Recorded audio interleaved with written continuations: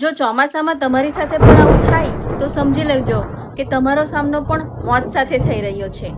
1975માં મોરોરોક પાસે કેલિફોર્નિયામાં જ્યારે આ ઘટના બની ત્યારે બે ભાઈઓના વાળ અચાનકથી ઊભા થઈ ગયા હતા અને એ લોકોએ મજાક સમજીને ફોટા પાડવા લાગી ગયા।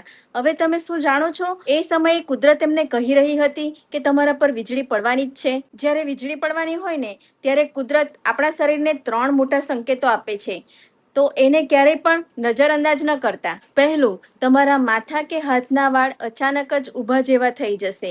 બીજું, તમારા શરીર પર કીડીઓ ચાલતી હોય એવું ઝીણું ઝણઝણાટી થશે।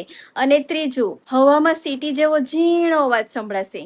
જો આવું થાય તો હસવાનું, વિડીયો બનાવવાનું કે સેલ્ફી લેવાનું ભૂલીને તરત જ પાક્કા મકાનમાં કે કારમાં જતા રહો।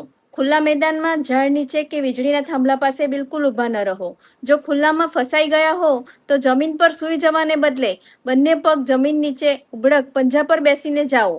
માથું ઘૂંટણ વચ્ચે રાખો અને કાનને બંને હાથ વડે ઢાંકી દો। આનાથી જમીન સાથે તમારો સંપર્ક ઓછો થઈ જશે।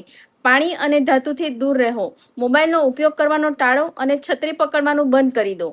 જો તમે પણ કોઈ આવો અનુભવ કર્યો હોય તો મને કમેન્ટમાં ચોક્કસથી જણાવજો।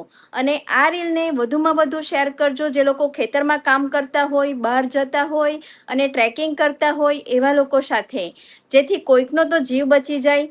અને મારા રતન ફાર્મસીના પેજને ફોલો કરવાનું ના ભૂલતા, કારણ કે પહેલાં જાણકારી પછી જ દવા, આ છે રતન ફાર્મસીની રીત।